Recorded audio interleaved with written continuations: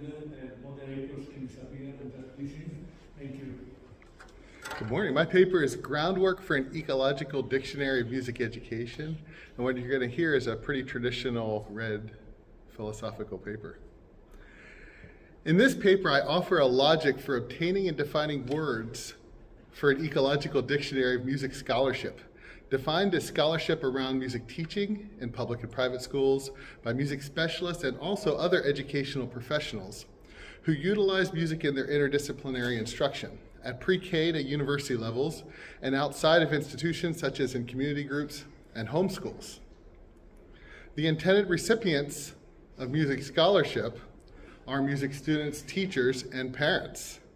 The present dictionary is in the spirit of the Development Dictionary, Noun, A Guide for Knowledge as Power, a project that brought together various scholars to define and critique important words used in development scholarship. Because I intend to offer definitions that are practical or commonly understood by music students, teachers, and parents, for music scholars, both deriving definitions from scholarly discourse and remaining intimate with common understandings is essential to the logic of this dictionary. The current dictionary is not intended to be comprehensive or to terminate conversation. Rather, this dictionary can be a groundwork for future revision. The possibilities for creating something like a dictionary, taxonomy, or keywords as philosophical research has been explored elsewhere. To some extent, all philosophy involves a clarification of terminology, and keywords have been understood as a method that stimulates historical considerations of legitimacy, which may be considered a material force. The way we use language produces social praxis. Rogalski suggests one reason music students, teachers, and parents disregard research is because scholarly language is too technical to be applied in real life on the job. The same seems true for the use of ecological words in music scholarship. According to the United Nations Security Council, climate change and the ecological crises in general are perhaps the greatest existential threats to human and non-human life in the 21st century. Ecological scholarship recognizes a web of relationships, human to human, human to non-human, animal, and non-human to non-human, and considers non-biological qualities of places, such as geological histories, climates, minerals, and waterways. This dictionary exemplifies a critical refusal to partake in centuries-long marches of universities towards narrower disconnection, specialization, and the teaching of material and human obsolescence. Why ought we have an ecological dictionary of music education keywords? A disputatio. Question 1. If the word ecology is used in various ways in published music scholarship, is a dictionary wanted? I begin with an assumption. The common understanding of ecology and other related words is often correct and useful. But scholars frequently malleate words with the hammer of theory, disconnected from the communities that scholarships purportedly serve. These words are often beaten into whatever scholars want them to mean. To exemplify, if you ask a school child, a teacher, or a parent what nature means, you're likely to receive naive and accurate descriptions of trees and bears and birds and soils and beloved parks and freedom and play, places without excessive human intervention and fabrication. As a philosopher, the same question, and you might be offered an etymology, such as being, essence, quality, powers of growth. Consequential for philosophers, but disconnected from common understandings of that word. Ask an active researcher the same, and they might take a narrower definition from recent studies on, say, the nature of crescendos in Sousa trio sections, or the nature of women conductors in U.S. orchestras, or the nature of code switching in pre-service teacher training programs. For the researcher, the word nature has become something akin to the word essence or experience, perhaps but not necessarily aligned with the philosopher. Both the philosophers and the etymology and the researcher's understandings are endorsed uses of the word nature, though each has malleated nature, not historically, but from its common definition. The common definition is what is commonly held by music students, teachers, and parents. The music student, teacher, or parent, when hearing the philosopher or researcher say they're studying nature, must respond with a moment of misperception. Oh, you mean that type of nature? We might write the essence of crescendos in Sousa trio sections and avoid this temporary moment of misperception. Often, unclear words are operationalized rather than clearer words being chosen. But why does this matter? Many might argue that all complex words have multiple evolving meanings, which are setting, place, or culture dependent. Clarity comes from individual papers, theses, and monographs, as the word, in this case nature, is operationalized. As a philosopher who spends quite a bit of time in my own writing operationalizing words like nature, I am sympathetic to this argument, but problems arise. The first problem is practical. In writing, scholars are writing for some specific publishing entity, such as Philosophy of Music Education Review or Arts Education Policy Review. Each of these entities have page number and word count expectations. Some of the expectations are firm limits, and others are more loosely defined. On a practical level, not every term is or can be operationalized in every paper. We have a scholarly system where reviewers and editors press writers to clarify in depth are those words subjectively deemed most important to clarify, or at least most unclear to the reviewer. Some words are treated with operationalization, and others remain vague. Words like nature, our first example, are often used in malleable ways.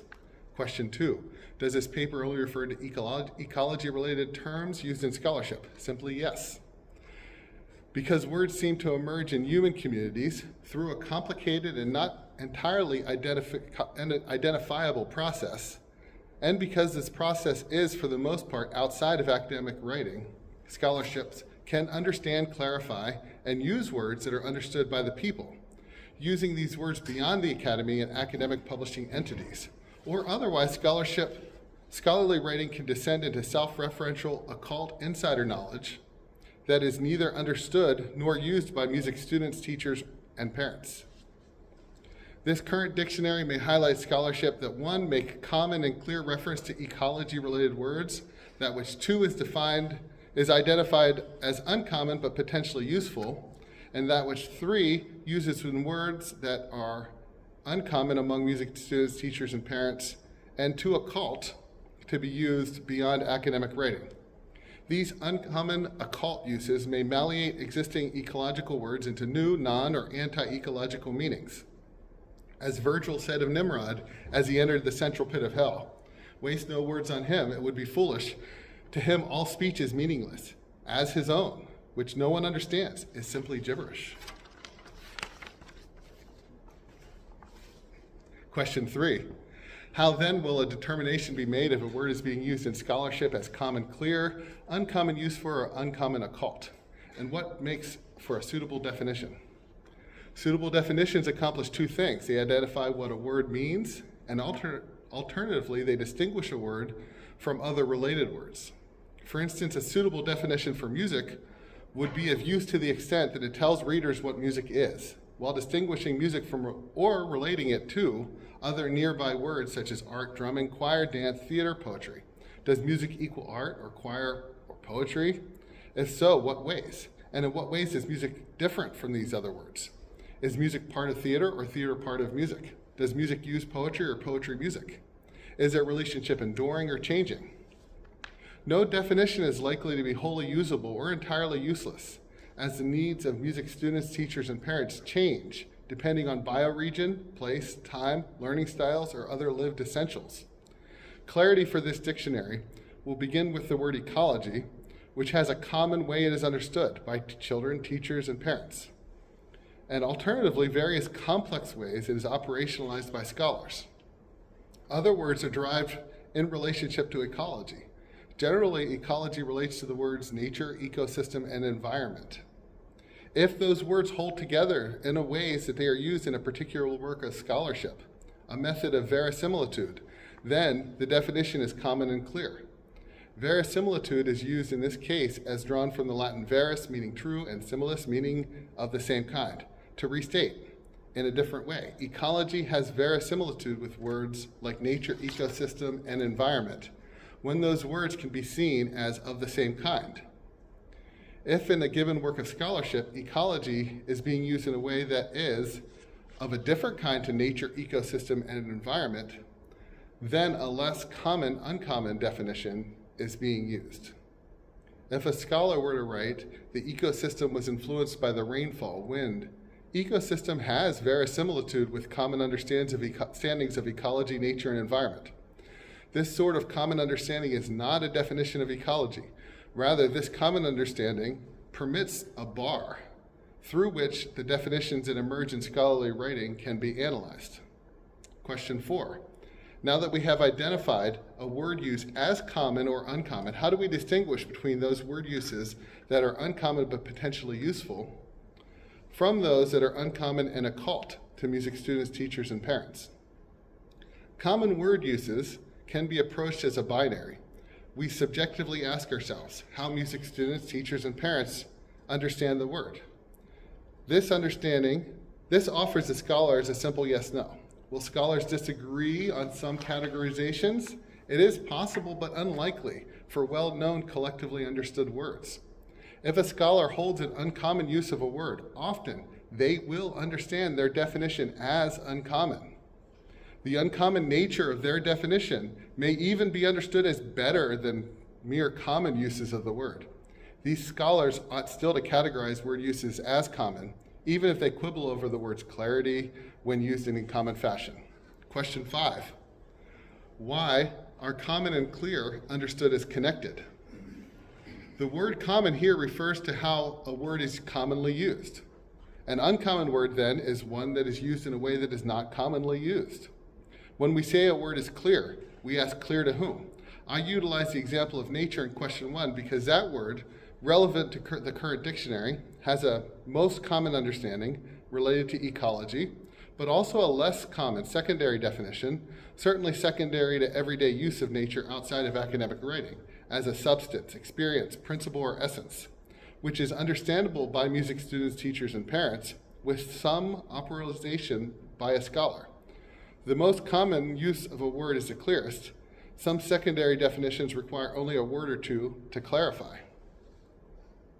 Some uses of scholarship, however, are not so easily grasped, and some even have come to refer to nearly the opposite definition of common understandings.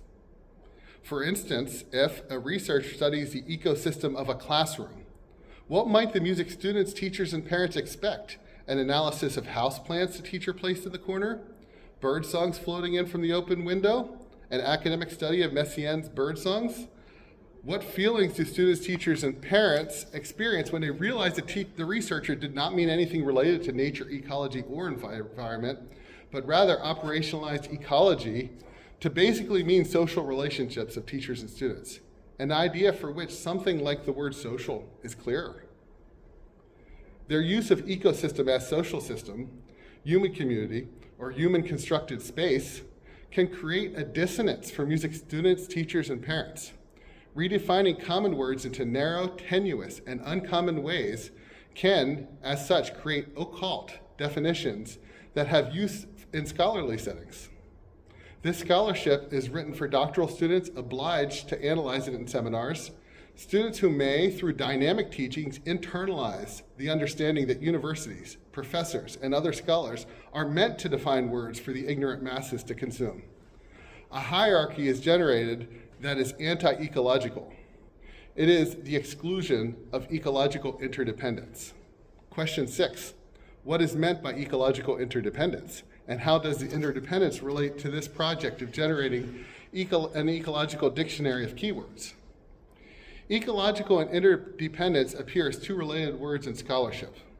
Since ecology relates to nature, ecosystem, and environment, interdependence then also will to some extent. But interdependence is, unlike those words, not a commonly used word by music students, teachers, or parents. Interdependence seems to be an uncommon useful word.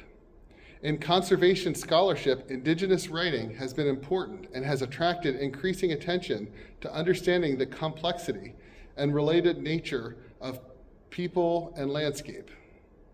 In this writing, various peoples and places are understood as interdependent, defined as deeply entwined and radically distinct. In music education scholarship, interdependence leads us to reflect on mutuality, community, and small-scale human relationships. At a common level, music students, teachers, and parents can be expected to hold a common understanding of the word dependence, with dependence referring to people, animals, places, plants, and things that need something or someone else to subsist and or thrive. Dependence is understood as the opposite of independence and implies a lack of freedom, with independence being the freedom from dependency. While dependence is often coded negatively, independence is coded positively in the United States, where Independence Day is a national holiday and the self-made man is a tenacious national myth. The researcher-generated word interdependence, however, without having the baggage of dependence, offers people a means to recognize the ways in which dependence is a positive force in human survival and flourishing. Interdependence sidesteps the negative connotations of dependence while gently resisting the dominance of independence keywords, especially in relation to the domination over humans, non-human animals, plants, clean air, water, soil, and climate, the web of life, aka ecology. The word interdependence incorporates a commonly known prefix, inter, referring to dependence within.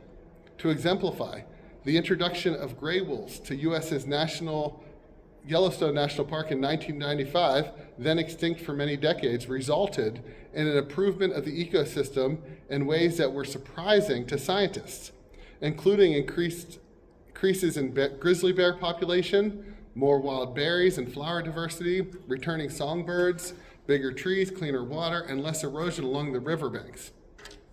Ecosystems can be cultivated in such a way to arrive at unexpected positive outcomes because of often unknown interdependent relationships. Defining words in this ecological dictionary necessitates the relationship of ecology, nature, ecosystem, and environment to one another, their verisimilitude, as well as utilizing these words in common ways that recognize the interdependence of life forms and places. Question 7.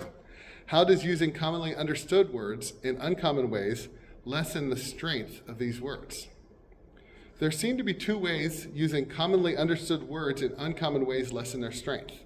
First, music students, teachers, and parents who are often unfamiliar with the ways words are malleated in scholarship may not understand what scholarly writing is referring to, which makes the work itself more technocratic and hierarchical. There are, frankly speaking, more music students, teachers, and parents than music scholars. What are we up to 10 in here? And all ought to understand knowledges that affect them. Second, when these important words are approached, the reader is forced to first analyze whether the scholar means ecology, or as commonly understood, or something else entirely. The same is true for nature, ecosystem, and environment.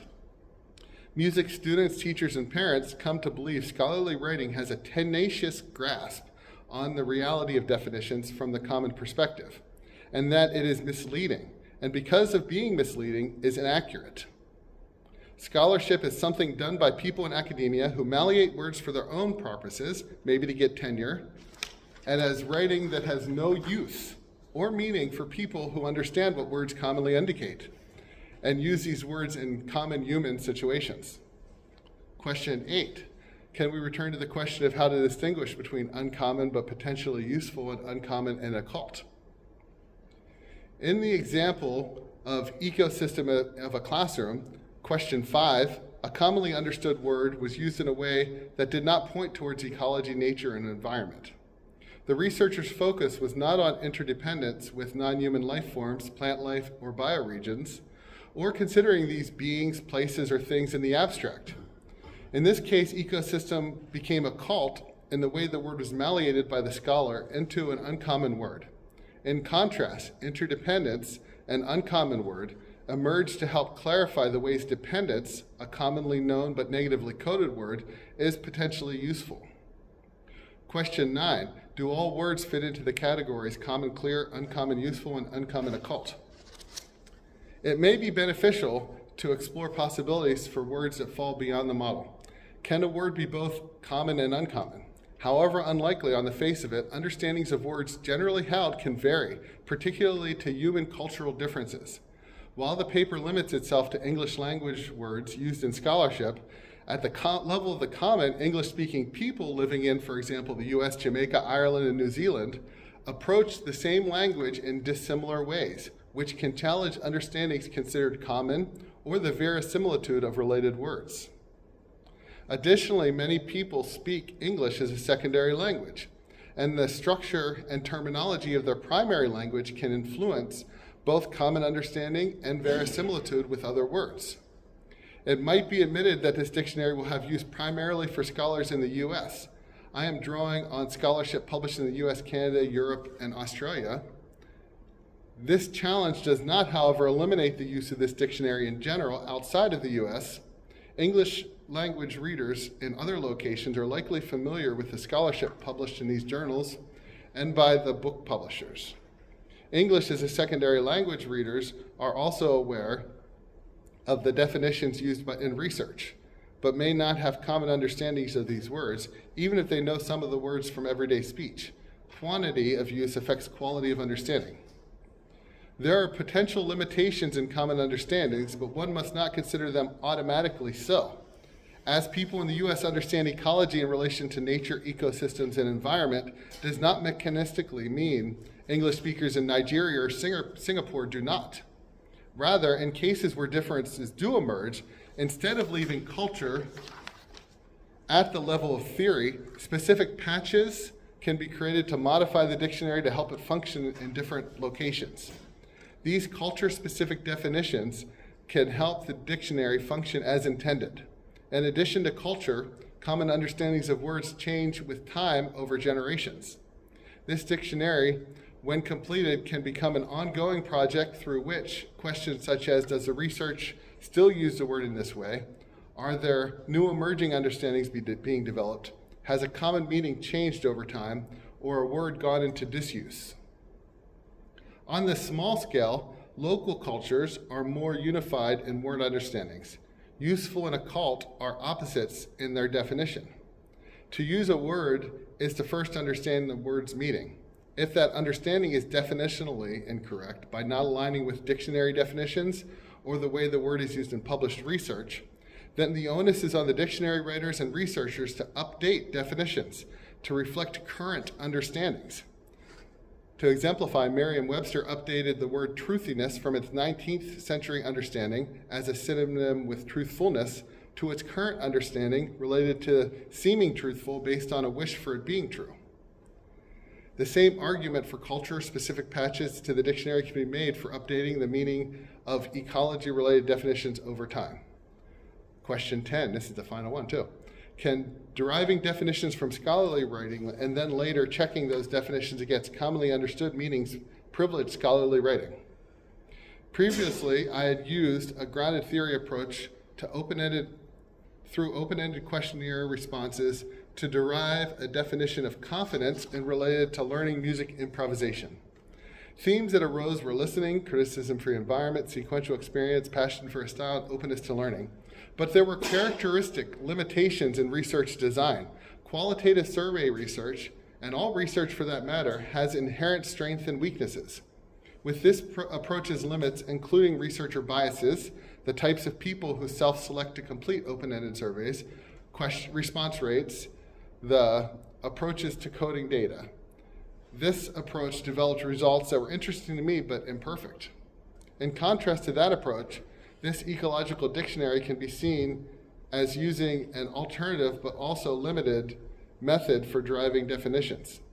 The differing limitations reflect philosophical methodologies which authorize and make explicit the logical arguments made for each common understanding. Limits to this method include limits to logical capacity. As Nietzsche said, that philosophy has become a kind of involuntary and unconscious memoir, a degree of subjectivity which I make explicit in my philosophical research. Methodologically, I am limiting defining material to academic memoirs and peer-reviewed publications. The strength of using such sources for construction of each definition is the research process itself, which requires precision on an ideological level. Reviewers understand themselves as gatekeepers to word use and idea use more generally.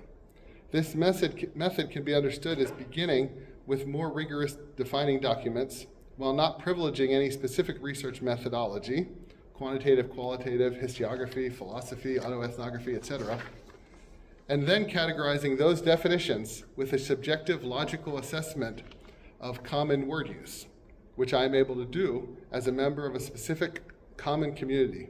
Definitions are then to be modified using patches by people who belong to other common word use communities.